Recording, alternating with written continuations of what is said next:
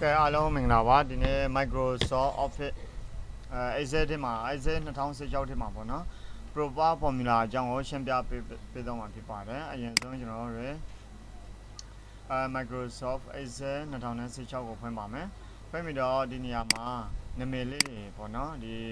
Profile Formula ကိုဘယ်နေရာတွေမှာအသုံးပြုလဲဆိုတော့ဒီနာမည်တွေကျွန်တော်တို့ရေးထားတာပေါ့နော်မောင်စန်းစန်းမောင်ရာခေလာတဲဝေထွန်းဆိုပြီးတော့အဲ့လိုမျိုးတွေနာမည်တွေရေးထားတဲ့အခါမှာအရှိစလုံးတွေကအငယ်တွေဖြစ်တယ်နောက်စလုံးကအကြီးပါနေတဲ့ဟာလေးရှိတယ်နောက်ဒီမှာဆိုလည်းရှစ်စကလုံးကအငယ်လေးဖြစ်အသေးဖြစ်တယ်နောက်ကကြတော့အကြီးပေါ့နော်အဲ့လိုမျိုးဖြစ်နေတယ်ဒါဆိုရင်လည်းအကြီးဖြစ်နေတယ်အကြီးဒါကြတော့အရှိကကြီးပြီးတော့နောက်ကသေးနေတာပေါ့နော်ရေးထားတာတွေကမောက်ကမတွေဖြစ်နေတယ်အဲ့ဒါလေးတွေကိုကျွန်တော်တို့အစဉ်လိုက်ပြုလုပ်ချင်တယ်ပေါ့နော်အဲ့လိုဆိုရင်ဒီဖက် column မှာ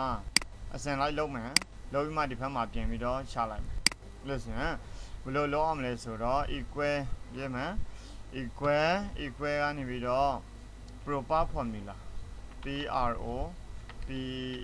proper formula ခွင့်စားနော် proper formula ခွင့်စားပြီးတော့ text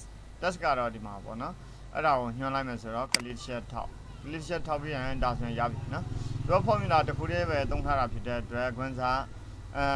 ရှိတယ်ခွင့်ပိတ်ကိုကြတော့ပိတ်ရင်လေးရတယ်မပိတ်ရင်လေးရတယ်ပြီးရင် enter ခေါက်ပေးရမှာဖြစ်ပါတယ်ဒါဆိုရင်ဒီမှာသူ့ဟာသူ automatic မောင်စန်းမောင်ဆိုပြီးတော့ပြင်ပေးတော့တာဖြစ်ပါတယ်ဒါဆိုရင်နောက်ထပ်လူအယောက်1000ပေါ့နော်ဇက်ဥမှာ1000ရှိတယ်900ရှိတယ်1000ရှိတယ်ဆိုရင်လေကိုက light ပြင်စရာတစ်ခုချင်းစီကို light ပြင်စရာမလိုဘဲနဲ့ဒီ formula ကိုဆွဲချလိုက်မယ် fill handle ပေါ်လာပြီဆိုရင် handle လေးတွေအများကြီးရှိပါတယ်နော်handle 3မျိုးရှိတယ်အဲ့ဒီမှာ fill handle ဆိုတဲ့အားလေးကိုfill handle ဆိုတဲ့ကာစာလေးကိုပေါ်လာပြီဆိုရင်တော့သူ့ကိုအောက်ကိုဖြည့်ဆွဲချလိုက်လို့ရှိရင်တော့သူကတခါတည်းအကုန်လုံး formula နဲ့လုပ်ပေးတော့တာဖြစ်ပါတယ်မဟုတ်လို့ရှိရင်ဒီနေရာမှာမောင်တစ်ခုပြင်နေရမယ် mကအကြီးပြီးရင် s ကအသေးနော် s ကအကြီးမောင်ကအကြီးဆိုရင်ရပြီနော်ဒီဘက်မှာဆိုလဲ ra ကို r ကအကြီး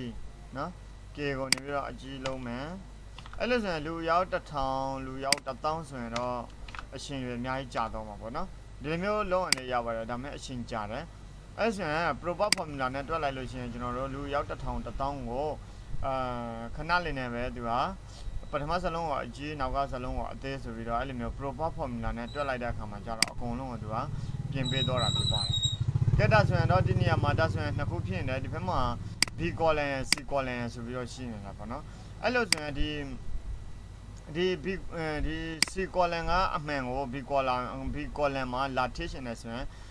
copy ယူမယ် copy ယူပြီးတော့ဒီနေရာမှာ paste ချလိုက်မယ်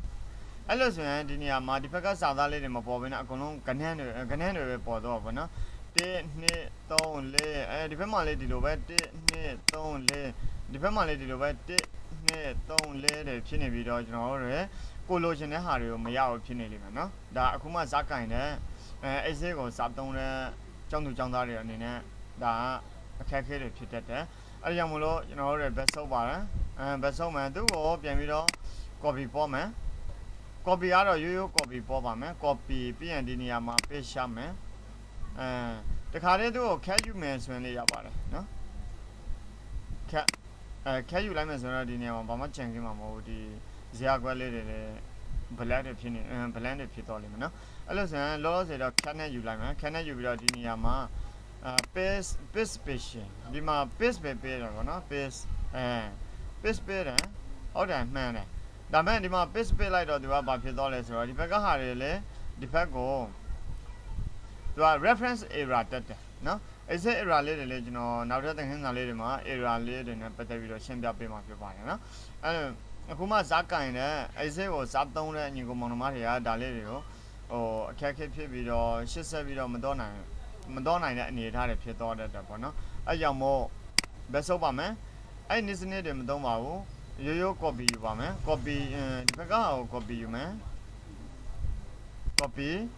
ယူလိုက်ပြီးတော့ဒီဘက်မှာကြာတော့ကျွန်တော်တို့ paste special ရှာပါမယ် paste special နှိပ်ပါမယ် keyboard ပေါ်ဆိုရင်လည်း control alt v control ရဲ့ alt ရဲ့ v ရဲ့နဲ့နှိပ်ပါတယ် control order V ကိုနှိပ်လိုက်တဲ့အခါမှာကြာတော့သူက page special ပေါက်လေးထပ်ကြလာတယ်အဲ့နေရာမှာကျွန်တော်တို့ကဒီကောင်ရဲ့ value တန်ဖိုးတွေကိုပဲယူမယ်ပေါ့နော် value လေးတွေကိုပဲယူမယ်သူရဲ့ formula မယူ all ဆိုရင်တော့အကုန်လုံးပါလာလိမ့်မယ်နော် formula မယူ formula နဲ့တွဲထားတဲ့ formula ကိုထားခဲ့မယ် value သူရဲ့တန်ဖိုးကိုပဲယူလိုက်မယ် value ဆိုတာဒါကတန်ဖိုးပေါ့နော်သူရဲ့ဟိုကတန်ဖိုးတွေပေါ့နော်ပြီးရင်တော့ဒီနေရာမှာ okay နှိပ်လိုက်မယ်ကြက်တာဆိုရင်တော့ဒီဘက်ကတန်ဖိုးတွေကဒီဘက်ကိုရောက်သွားပြီနော်ဒီဘက်ကတန်ဖိုးတွေကဒီဘက်ကိုရောက်သွားပြီပုံစံတွေအတူတူဖြစ်သွားပြီအဲ့ခါမှာကြတော့ဒါကိုကျွန်တော်တို့ကနေပြီးတော့ပြန်ဖြတ်လိုက်လို့ရတယ်delete လုပ်လိုက်ရင်လည်းရတာပေါ့နော် delete sorry အဲ့နေရာမှာ delete လုပ်ရှင်နေဆိုရင်ဒီနေရာမှာ slash man delete လုပ်ဒါဆိုရင်လည်းဒီလိုပုံစံမျိုးလေးတွေကိုကျွန်တော်တို့တောလို့ရတယ်ပေါ့နော်ဒါ proper formula ကိုသုံးပြီးတော့လူရောက်1000 1000ဝင်နေပြီးတော့နာမည်လေးတွေပြင်တာပါတခြားနည်းစနစ်လေးတွေလည်းအများကြီးရှိပါသေးတယ်နော်နောက်ထပ်ဗီဒီယိုသင်ခန်းစာဖိုင်လေးတွေမှာဒီထက်အထူးဆန်းတဲ့ formula လေးတွေလည်းတင်ပေးတော့မှာဖြစ်ပါတယ်တင်လာရမှာပေါ့နော်အားလုံးပဲကျေးဇူးတင်ပါတယ်ဒါဆိုရင် proper formula နဲ့ပတ်သက်ပြီးတော့အားလုံးနားလည်လိမ့်မယ်လို့လည်းယူဆပါတယ်ကျောင်းသူကျောင်းသားတွေအားလုံးအဆင်ပြေကြပါစေ